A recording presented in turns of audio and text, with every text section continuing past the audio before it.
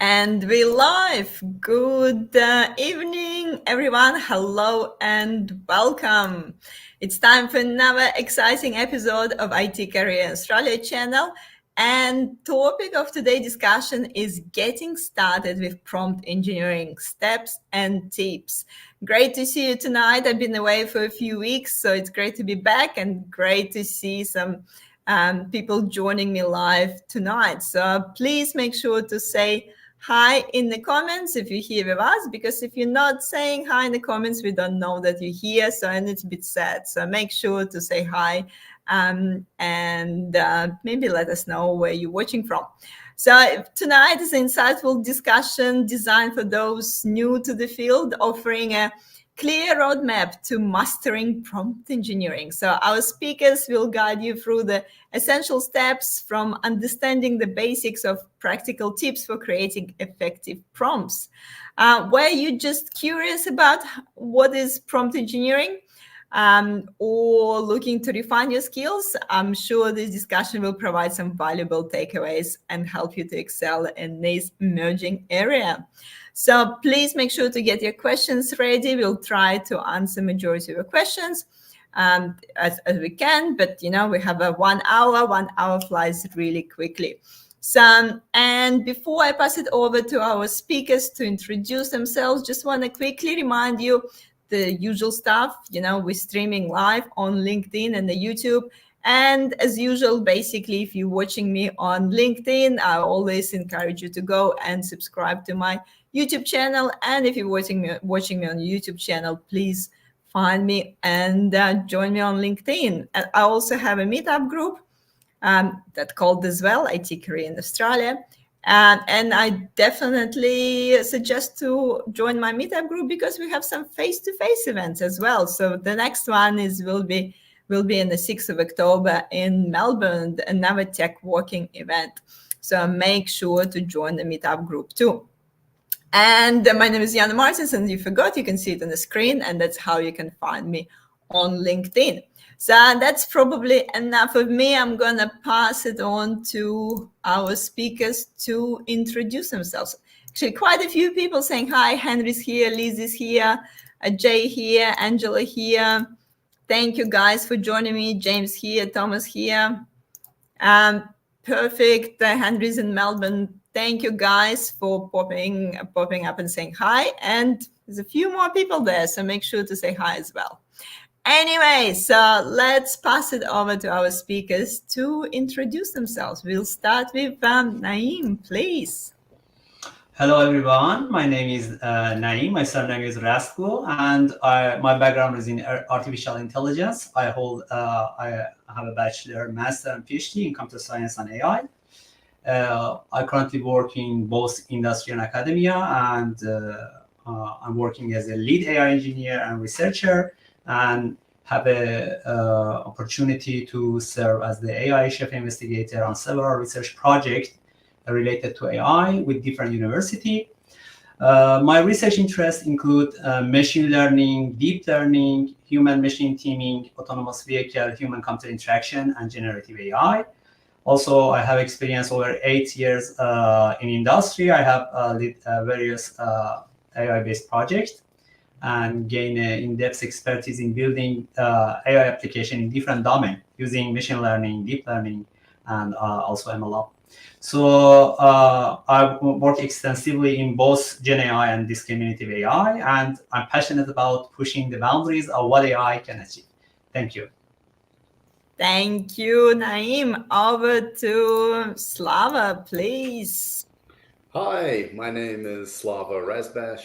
I'm an experienced data scientist and prompt engineer. So my first AI role, now it wasn't called AI back then officially, even though AI has been a word for decades. So my first AI role was in 2011, and I started my career in academia, and then I went into industry. So I've worked at companies like Commonwealth Bank, Coles, AGL, Tabcorp, Sportsbet, Western Australian Power Grid, called Western Power, and a few other companies that I forgot to mention. So I also have a prompt engineering course on Udemy. I'll paste the link in the chat. And yeah, that's me. Perfect. Thank you, Slava. And over to Rene, please. Yeah, always saving the best for last. So this is so my name is Rene Essomba. I'm currently the AI lead developer at Acodis consulting company. From a background perspective, I actually have a pretty interesting background because I actually didn't study engineering or anything. I studied statistics and maths, almost qualified as an actuary before I switched to becoming more of a data scientist, a data analyst. And then when I started working in consulting, which was a couple of years ago, I started doing a lot more engineering. So I've been doing a lot of engineering work, mostly in consulting, from data engineering, ML engineering, and now AI engineering. So yeah, I'm pretty excited to come and share my 2 cents on this interesting topic of prompt engineering, which I would probably say quickly, like a couple, like the early days of ChatGPT, people didn't really consider prompt engineering as a skill, but it seems like these days now it's a must to have. So yeah, so that's me. Thank you, Rena. Yes, exactly. No one even knew what is prompt engineering. Like, it feels like half a year ago wasn't a thing, but now it feels like it's not even about technical people. It's about everyone, and it's not only technical people need to know what's prompt engineering. It feels like most of the professions need to know now what is actually prompt engineering is. And this is my question, my first question. That just quickly defined, I guess, not going too deeply in the terminology or anything, but if we want to just quickly define what is prompt engineering, what would be your answer? So Rene, maybe we'll start with you this time. How would you define what is prompt engineering? Yeah, so it's very interesting. There's a whole mix of different definition you need to have about prompt engineering, but I'll probably say the easiest and the most logical way of thinking about prompt engineering is like being an AI whisperer. So it's a way to like having a way to communicate with, like an AI entity. And when I say entity, I'm trying to not to be too technical, or AI model or large language model, whichever way you want to go with it, and be able to interact in a way that you get the output that you're looking for. Perfect. Naim, how would you define it in a few words? Yeah, so regarding the question, I think that it would be better to consider that now AI is everywhere, and I think that everyone needs to learn this prompt engineering because they may directly or indirectly work with the models. But to be more specific and talk about the prompt engineering, or we can just mention that when you are dealing with the large language model or the multimodal model, any Gen AI model, you need to provide an input, and then the model should process those input and then provide the output. And when you provide that input is considered as a prompt, and this input needs to be provided in a right direction, in the right way, provide the right instruction and direction to the LLM if you want to get the desirable outcome. So from this point of view, prompt engineering comes to the scene, and prompt engineering would be a set of practices and techniques that a user needs to follow to craft the prompt in a way that increase the chance of getting a desirable outcome. And in that way, if we define the prompt engineering, therefore, there are some techniques that can help you when you follow them to engineer or optimize your input and get the right output after. Perfect. I guess making sense. Slava, do you want to add anything to this, so you feel like the terminology has been covered? Prompt engineering is the skill of getting the LLM to do what you want it to do. And instead of LLM, yes, we can say image generation model, or we could also say multimodal model. But really, I say LLM. So in the last project I just finished up, I was just using an LLM, GPT 3.5, and it was in a business context. Yeah. Makes sure. So we're gonna do some AI whispering today, basically. I like the first description. We have quite a few questions coming through already. So few people joining us saying hi. Rahul's here, Gary's here. I know Lizzie. I'll make sure we post the Udemy link. I know Slava been trying to post it as we talk, but don't worry. I'll make sure once we finish the stream. We'll get all the links under the video for sure. So don't stress about it right now. So it will be there. I guess my first question is what's some foundational my god knowledge or skills should someone have before even diving into prompt engineering? Do you need to already have some sort of skills, or it could be like anyone, like anyone who doesn't know anything about, let's say, ChatGPT, we put ChatGPT in front of them and they can start doing prompt engineering? Or do we need to have some foundational knowledge? Thank you. I don't know why I can't pronounce this word. Rene, maybe we'll start with you. Yeah, so that's a very, very good question. I think what's important to understand is that the abstraction that ChatGPT or OpenAI did by creating ChatGPT, they made it in such a way that the abstraction made it so accessible for anyone. So anyone can just log into the portal and start using ChatGPT. So essentially, for you to get the outcome that you're looking for, you just have to be able to know how to write good English sentences.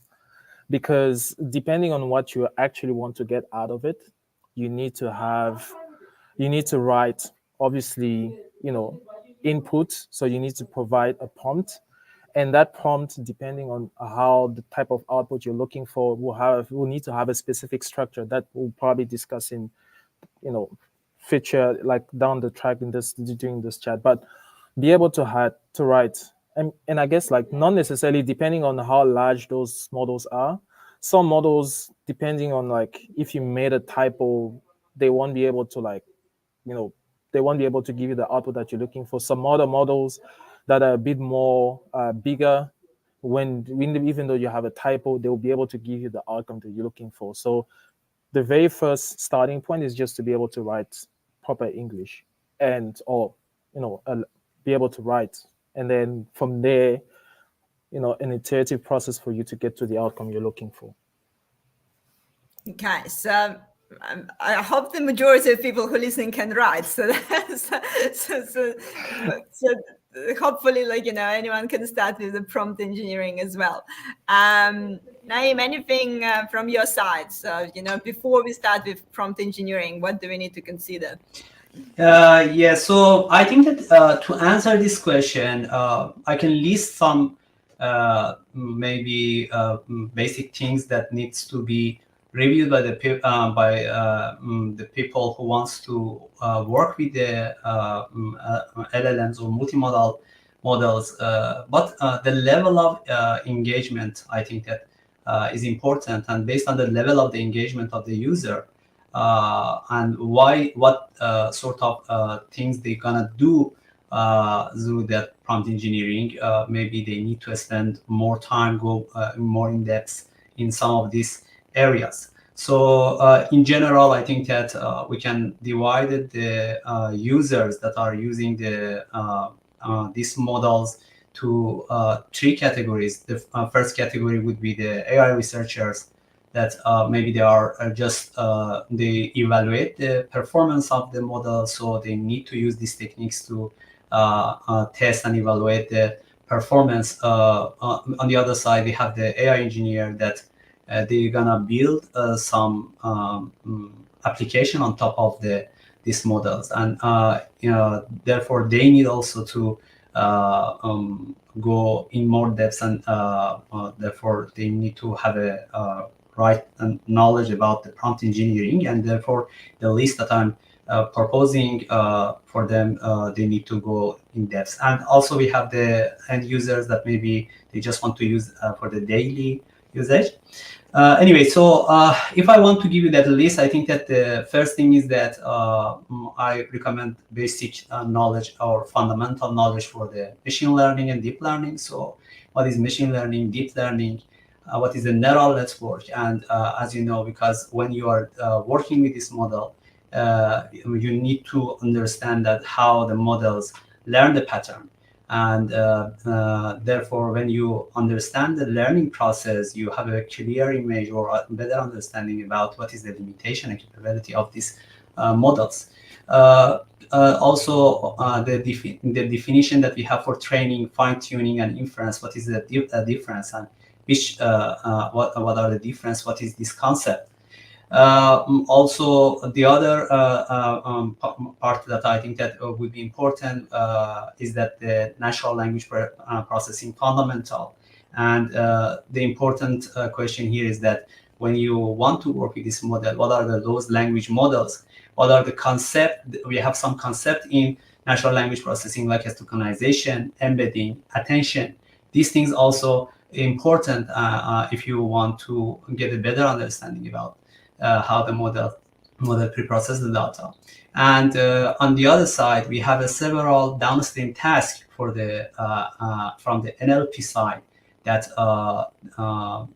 prompt engineering can cover them, like as some text summarization, question answering, or for example, reasoning task. So have a or classification. So have a some understanding and knowledge about this are I think that is really good.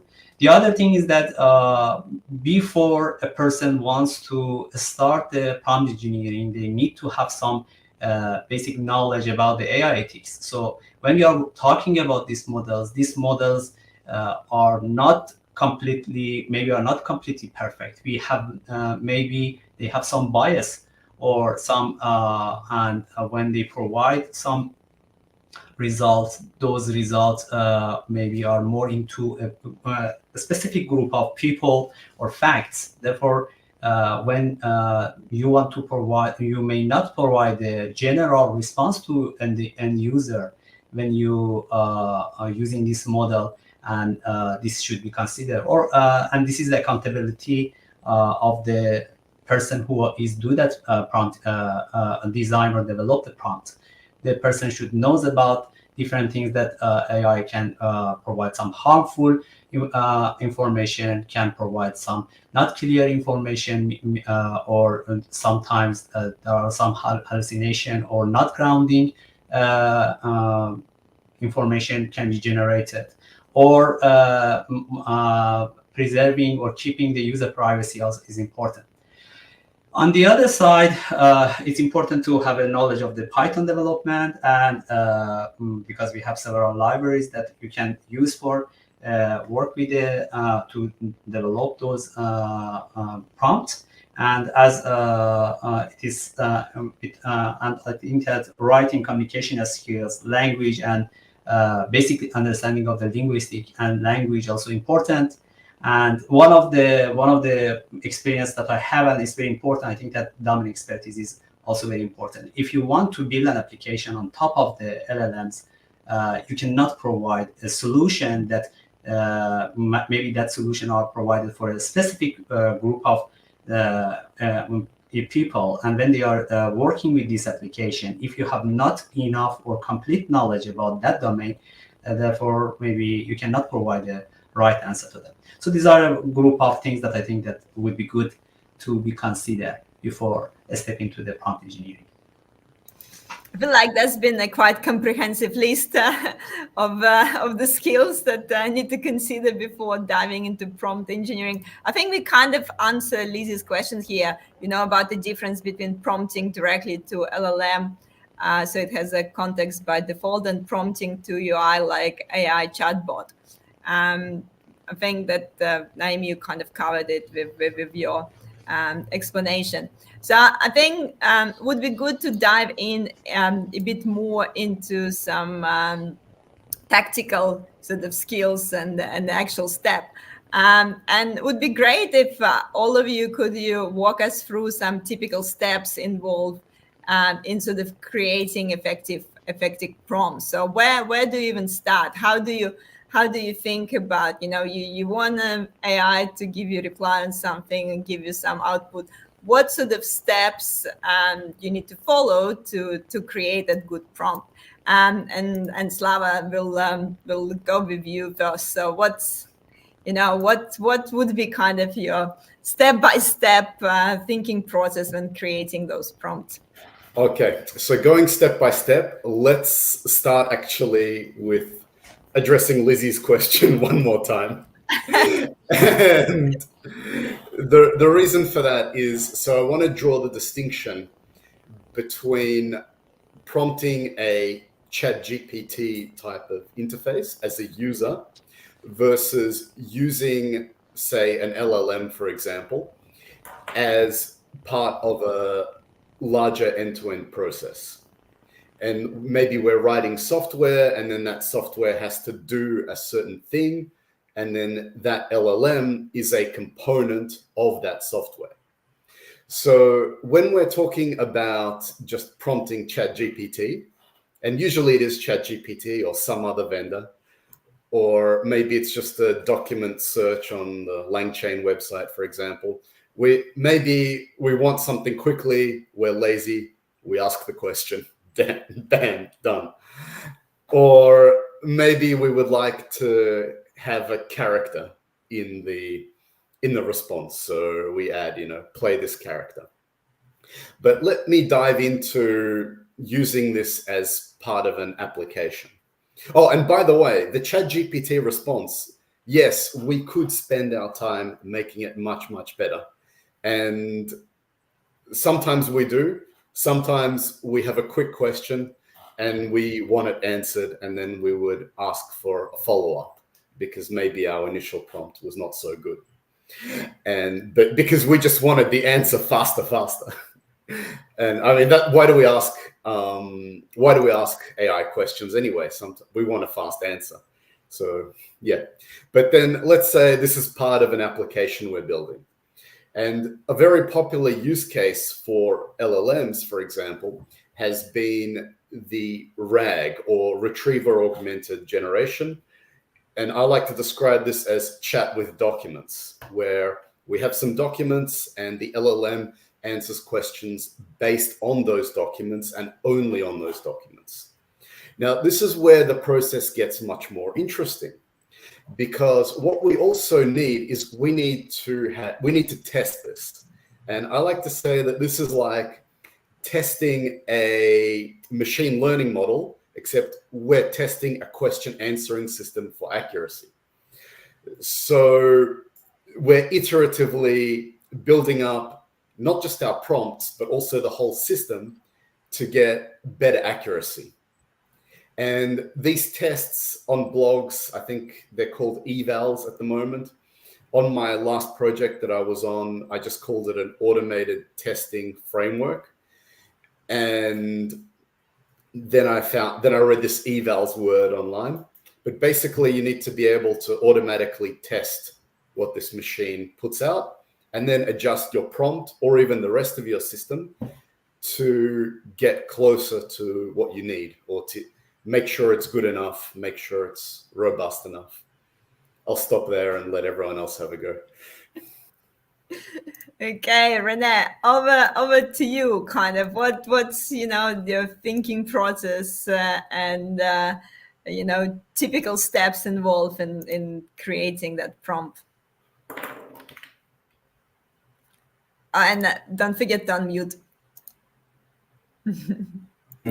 Indeed. I forgot about that. So when it comes to prompting, so we're essentially writing prompts because we want to get specific output. The issue with large language models is that they're just machine learning models that, try to predict the next token. But when they're trying to do in that process, they might obviously start, a problem that everyone has mentioned before, hallucination. And the reason why it starts hallucinating is probably because, not probably, essentially because of the data it was trained on, past information that was fed into the creation of that specific model. So that means if you want to get the model to fully understand what you're looking for and have the knowledge to be able to give you the answer that you're looking for, you need to provide context. So context is an element, which is what Slava was talking about when he started mentioning about RAG. RAG is essentially where you're actually injecting the context of your question into your prompt to pass on to a large language model to give you an answer. So context is one of them that you really need to pay attention to. Another element for what you need to for the large language model to give you the answer that you're looking for in your prompt is to define the task. So the persona. So it will be, I'm sure a few people have seen some prompt that will start with a sentence saying, you are an expert in X, right? Because when you do that, you're actually giving the model kind of like embodying that persona with the context to give you the answer you're looking for. So, be able to define the persona, be able to define the context. There's a few other things like task, a few other things like the format of the answer that you're looking for. So all these different elements are basically what you need to provide as a recipe to produce, a prompt that will give you the answer you're looking for. In almost 99% of the case, you're going to get the answer you're looking for because you've already implemented those different ingredients into your prompt. Makes sense.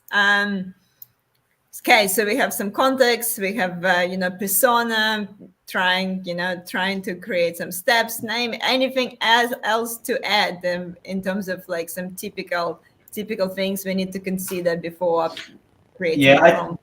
Thank you. I think that most of the things are covered. So to just summarize again, I think that that instruction is important. That first you need to define what is the purpose of this that processing. Context is important. Provide the user input on the other side. Is important, and maybe providing some examples that shows that how to give some hints to the LLM to how to solve the problem would be good. Another thing which I want to add here is that for that examples is when you let me just put it in that way, that after you craft all these things, when you develop your prompt, you shouldn't forget that the process of building a right prompt maybe sometimes needs some iteration. It's an iterative process. And you may need to, you may first come up with one prompt based on this structure, pass it to LLM, and then check it to see that do you get the right answer. If it is not, again, you need to do another iteration and work on some sort of some part of your prompt to make it better. So don't forget that refining an iteration is important. And one of the experience that I have here is that when you do that iteration, then you may, after you build that prompt and then test it and get the result, you may find some edge cases or some issues or problems that the current prompt cannot cover it completely. So in that case, you can refine the prompt and then send it back to the LLM to see what you get after. So it is very important that we mentioned that refining an iteration also should be considered and added to that recipe that our friend said. Yeah, don't just think about one prompt and hope that it's the right one. Yeah. That's probably kind of bring me to the next question. What are some common mistakes people make when crafting prompts, and and how do you avoid it? So it's sort of, I guess, extension of the previous question in a way. But I know some people get quite frustrated sometimes, when talking with ChatGPT, and feels like just giving the completely wrong answers. But what is ChatGPT era, and what is actually maybe there's something wrong with the question we're asking. So I guess, Rene, what's sort of the most common mistakes you see people doing that, putting some prompts in? Yeah, of course. So there's a whole list, and I'll probably just provide the one that I've seen. The most common one that I've seen so far is not providing enough examples. So when you, and it's the case with anyone that's learning something new. So if you're not providing someone, and I'm not even getting into the AI space yet, but anyone, if you're not providing them with example, and I've seen that with myself as a consultant, so if I don't see how the previous engagement was done, it's very hard for me to be able to figure out how to provide the output that someone or like a stakeholder is looking for. And the same applies with large language models. So as you're drafting your prompt, it will be good to provide examples of output you're looking for, especially for tasks that you have a specific outcome you're looking for. So if the example is provided, it gives enough information to the large language model to be able to understand exactly what you're looking for in terms of output that you're looking for. So it would be also even in terms of like the formatting of the output you're looking for, that could be part of the example that it will be into your prompt. So but there's many others, but that's the main one that I'll probably mention. Slava, over to you. What do you feel like the most common mistake people make? All right, the fun answer. And that is I think people worry too much about the politics around AI, and they don't actually look at the technical side or where it can actually be useful and where it can make money. And I think people worry too much about, it's going to hallucinate, or it's going to say something politically incorrect. It's going to offend someone. It's going to tell a terrorist who can't look up a book on how to make a bomb. Or the other one, or all of the other wonderful examples. So don't worry, try to use it try to find something useful, try and get it to help you, and don't worry about politics. It'll be gone soon. I don't think it will ever be gone, but but I think the good thing is like not worrying about it. That definitely helps.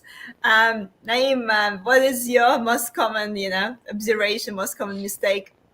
Yeah, so I think that for the beginners, it's important to consider when they are crafting a prompt, the prompt should be based on the purpose that the user has. Maybe prompt should be well crafted based on that purpose. So prompt should not be too simple or too complex. Sometimes they write a very simple and broad prompt. On the other side, maybe user add a lot of irrelevant information or some incorrect direction that maybe when the LLMs follow that instruction, then they cannot provide the right answer. So I think prompt should be complex enough based on the purpose that you are based on the user purpose. The complexity should be considered, not too much, not too or not too simple or not too complex. The other one is context. So context, as it is discussed, those information that LLMs need to understand better our problem and then provide the right answer.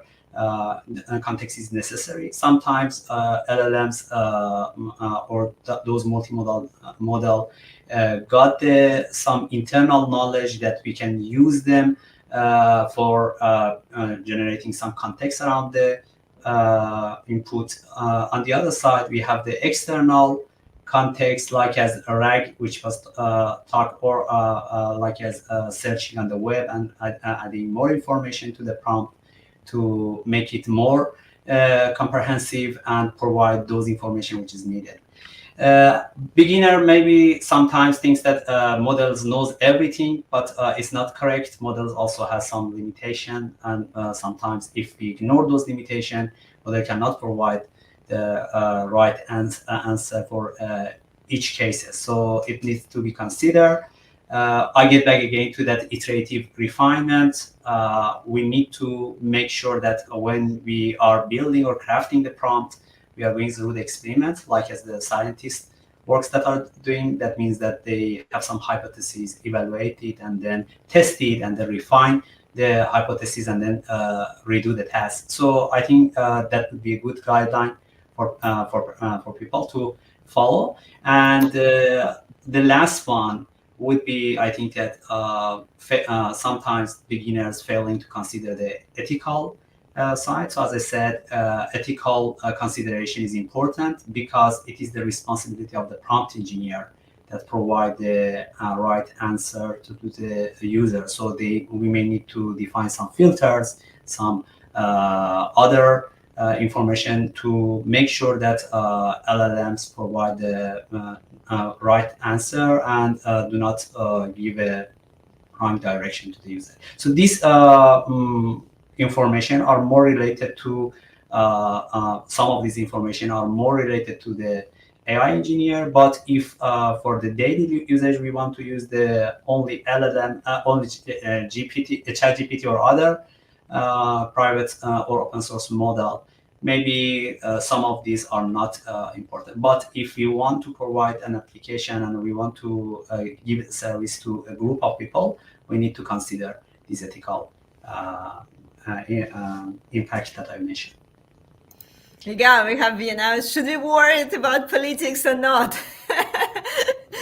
So, Liz is saying my AI project insulted my CEO. So thankfully I wasn't demoing the time. So probably still need to be a little bit careful, what sort of prompts you're putting in and then what you talk about. But obviously it like a lot of machines have their filters as well, so that probably will filter the information that doesn't need to be there anyway. But I guess would be good to know a little bit more, like, so the specific example.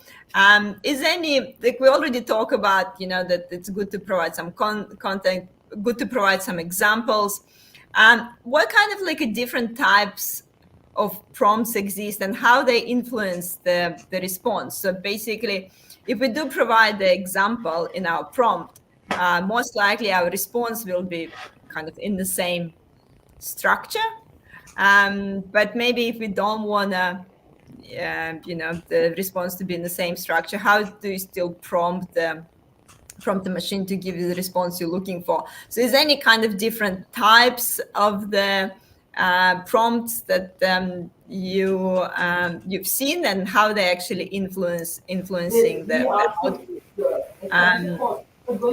Rene, so maybe over to you, some examples from you. Yeah, so there's a whole bunch of examples. So the one that I mentioned with the example is called few shot prompting, which essentially just you essentially inject the examples into the prompt so that you get the output you're looking for.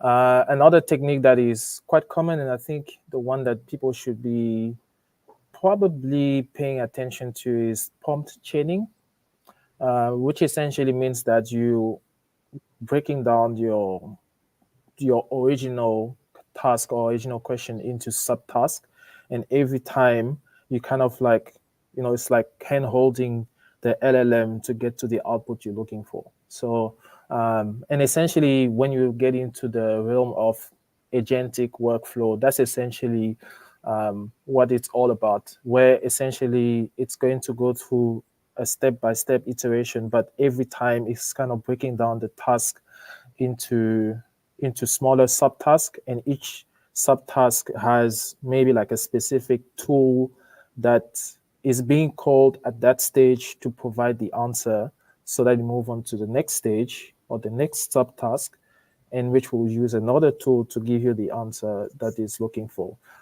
So prompt chaining is probably the one that I love to use in some of the projects that I worked on, because also with that you can also see exactly you can audit the steps that have been taken to get to the answer that you're looking for. So that's the one. There's a few more, but I'll leave it to the guys who mentioned those ones. Slava, over to you. Is there any particular types of the prompts you like to use? Any particular types? Well, that depends on what needs to be done. But I'll focus more on what I like to do is test the prompts. And that's one thing that. So I know I'm going a bit off topic, but I think the one value add is test what you're actually doing and test what is actually coming out of there. And that's especially useful when that prompt is part of an end-to-end application. So you need to make sure that that prompt is going to give you the answer that you need when always, or 10 out of 10 times. So why do I say always and 10 out of 10 times? So for example, OpenAI will say explicitly that their models are not deterministic. So the same prompt, even with temperature 0, will give you a different answer 1 out of 10 times, unless the prompt is what I call stable. And then it will give the correct answer most of the time. So that's something I found while working in industry and working with these things and trying to make something useful with it. So would you use like kind of the same prompt and over again and see if the answer is if it's coming up with the same sort of answer? Yes. How many times you need to test? How many times you need to put the same prompt to make sure that it's stable? So I use 10 times as my thing, but then even the test results would always jump around by a few percentage correct. And then it was just about putting bounds on that and saying, okay, look, we know the true number is within a few percentage points of the number that we're getting. In the worst case scenario, is it okay? Yeah. Okay. Naim, over to you. Like, is there any, do you have any particular types of prompts you've been using and that been influencing your output, responses? That's a good question. I think that I'm also my experience, also my observation is that is not one size not fits all. So it depends to what sort of application or what sort of works that you are doing, and based on that one, you need to do those evaluates to see what is the best approach. So we got several approach, and this part of the we see lots of techniques that researcher proposed, and we are using now. And still, this area is still this area is under the research. But I want to mention something very important, and maybe many people are familiar with that zero shot or few shot. But when you are working with a complex problem, and those complex problems need a reasoning, you need to consider that LLM, the way that we train the LLM is not the same that we learn the concept, that the human learn the concept. So LLM, if you just ask a complex question, which need a reasoning, like as the mathematical or arithmetic or other types of these types of questions from LLM, and then LLM may not provide the right result. There are two options: maybe provide the wrong, or maybe provide the a result which is correct, but it is by chance. And if LLMs wants to provide the right result, you need to use some advanced techniques in prompt engineering that get your input, and those provide some instruction to LLMs to decompose the questions to the sub problems, solve them, and then solve each sub question step by step, and then finally provide the answer. So that would be one of the reasonable way that methods like as chain of thought or tree of thought or self-consistency or, for example, knowledge or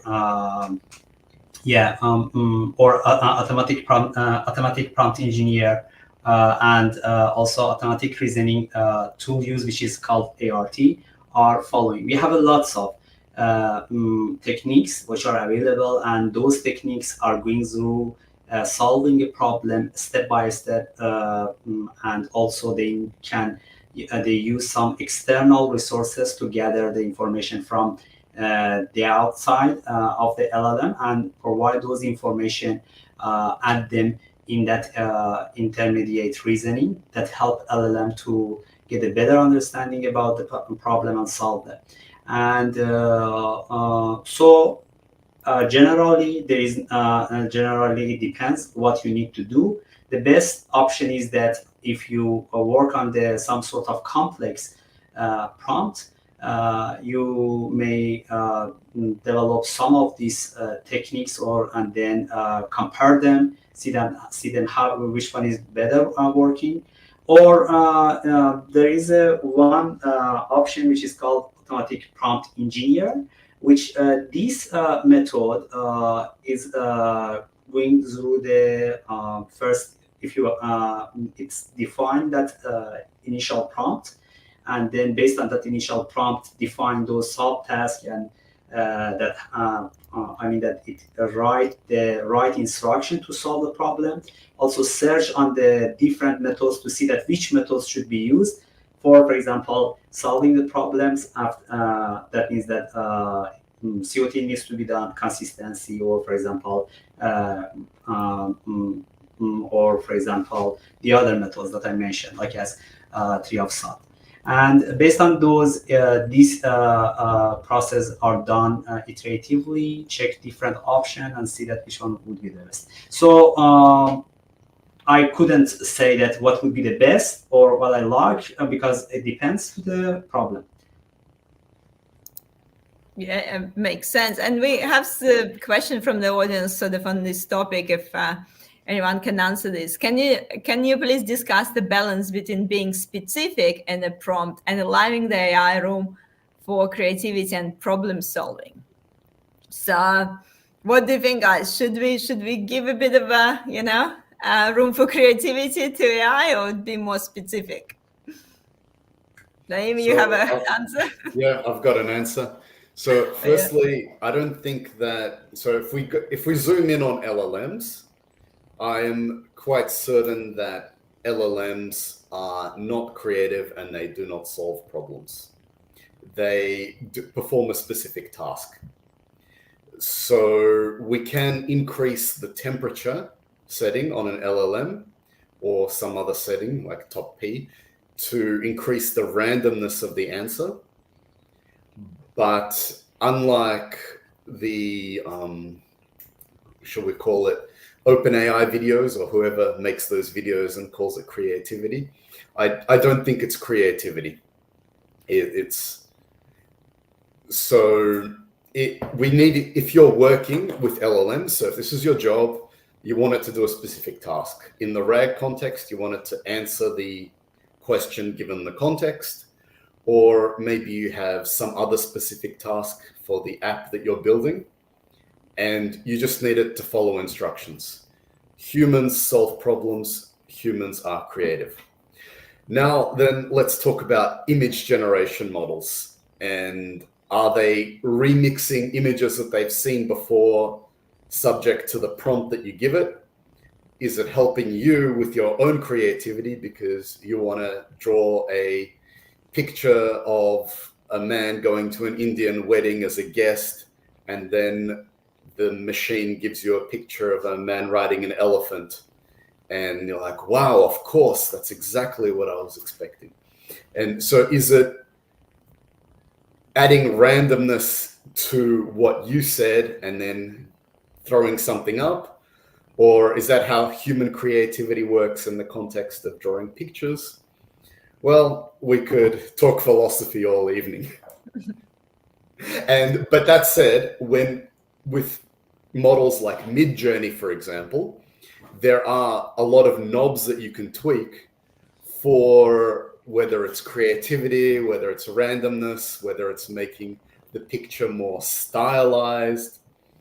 And you just got to find the balance that gives you the picture that you want. And that's a very big search space. So you might stop after you already have a picture that works for your website, or for sending to your friends, or for sending to your friends before you board your flight to India. So, that's my answer. Yeah. Someone's asked me a question. Oh, yeah, no. No, makes sense. I'm just cautious about the time. We only have 10 minutes left, and we have a few more questions. Maybe someone can take the next question. Sarah is actually asking, any advice on those who has IT background to enter into prompt engineering?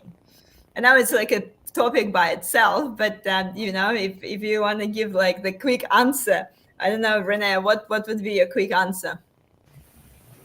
So the quick answer is, I don't think someone should specifically focus on prompt engineering.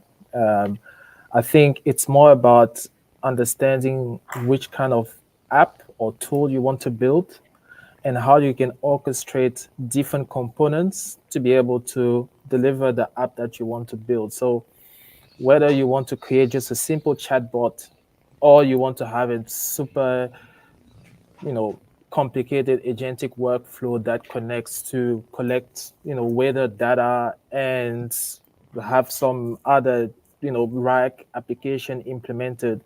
All of that, it's all part of, prompt engineering. So I wouldn't necessarily just look at prompt engineering as the skill to have. It's more about what you want to do with it. So AI engineering is the overall, the gold standard in terms of like where you want to reach in terms of skills and learning, as opposed to just be prompt engineering. So maybe if you go back into even how ML ops was portrayed, you have the machine learning and the ML just a tiny bit, and everything else that you have to be accounted for. So AI engineer is essentially the full stack, and as part of becoming an AI engineer, you will learn prompt engineering. I think Naim probably will have a few more words to say if you on that topic. And we actually have a whole discussion about it. So, Sarah, I recommend you to go back to this discussion about ML engineer and how to become one. So that probably will be a few advice there. But just because I'm cautious about the time, Naim, maybe you can take this last question. It's a big one, but what are the latest advancements in improving AI model transparency and interpretability, and how they address the ethical concerns and the black box problem? Do you have a quick answer for that? So transparency, the latest, I think that based on the current regulation and the many conversation that happens around the how to train the models, I think that we are gradually going through the some standard way to train the model. So transparency means that the data that has a copyright should not be used for training the model, and or should be and if model trained based on them, then they can model provide those information to the end user, and then which is not aligned with the which is not maybe acceptable by the other of the world. So there are still there is lots of things that needs to be done to make sure that this is completely followed by the big companies to train the model. But if I want to say that for now, I think that the new models or the latest ones that comes to the scene, they have a better or provide a better functionality regarding compared to the previous one for this sort of task. And I think that because there are lots of prompt engineering behind the scene, that they can control what model should show to the people, or for example, control the conversation. But I think that we have a lots of things to do first, and needs a very strong regulation, and regulation should be followed by everyone to make sure that AI just trained on some public data, some sort of data that has not privacy or has not a copyright, and based on that one provide that transparency. Yeah, I think it's like topic by itself to talk about, the transparency and the data. I think it definitely will be one of the future live stream topics, because probably need quite a bit of time to discuss this question. But guys, we only have a few minutes left.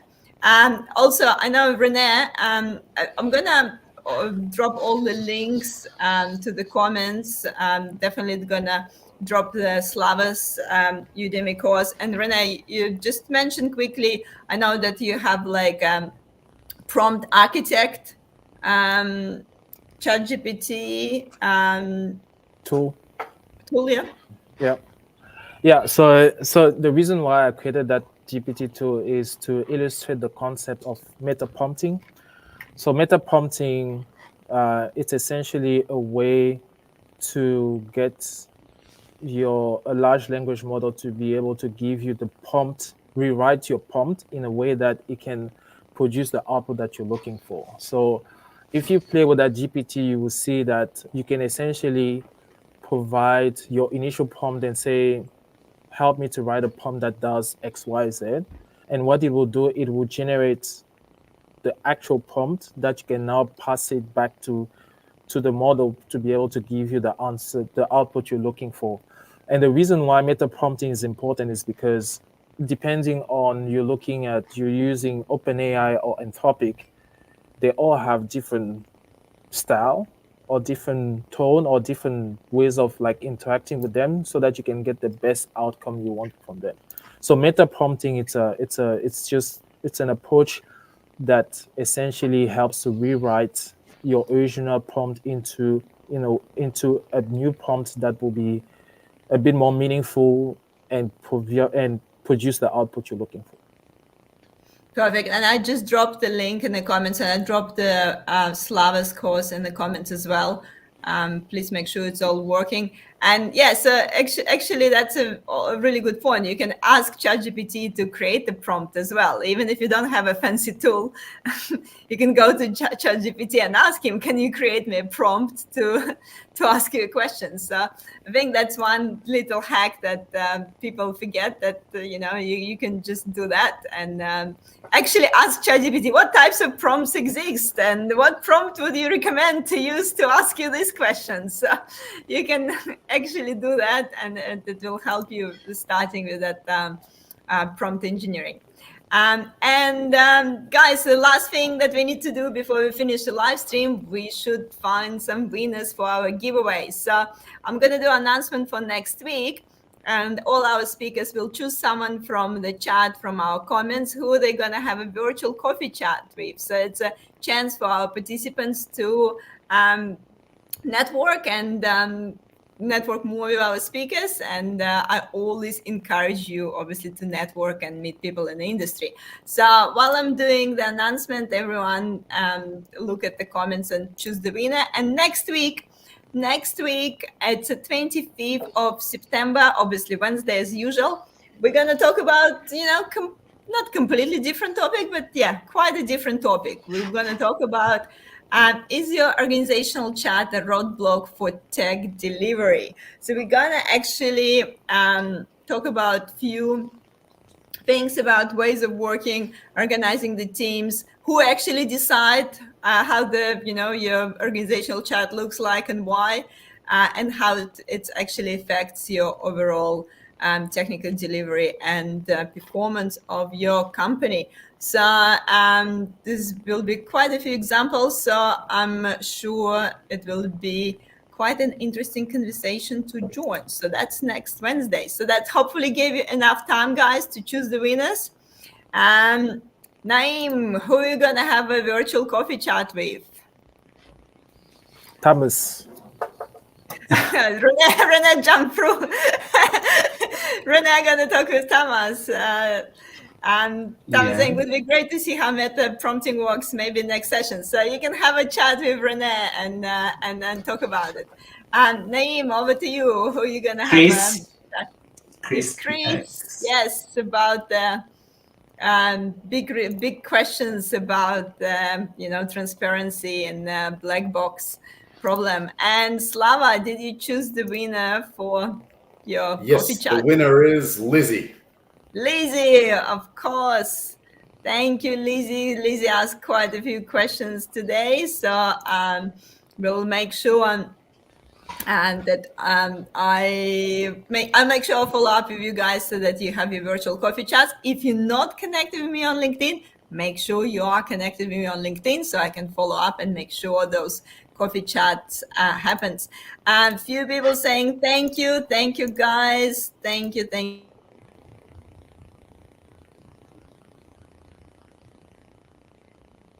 On quite definitely emerging topic. Everyone talk about prompt engineering, but it's still a bit of a that that gray area, that black box of like everyone thinks we need to know prompt engineering, but what actually prompt engineering is. So hopefully today's session gave everyone a bit of a clarity. And thank you so much to our speakers to spending this evening with me. And thank you so much for joining me. And I'm sure I will see you next time.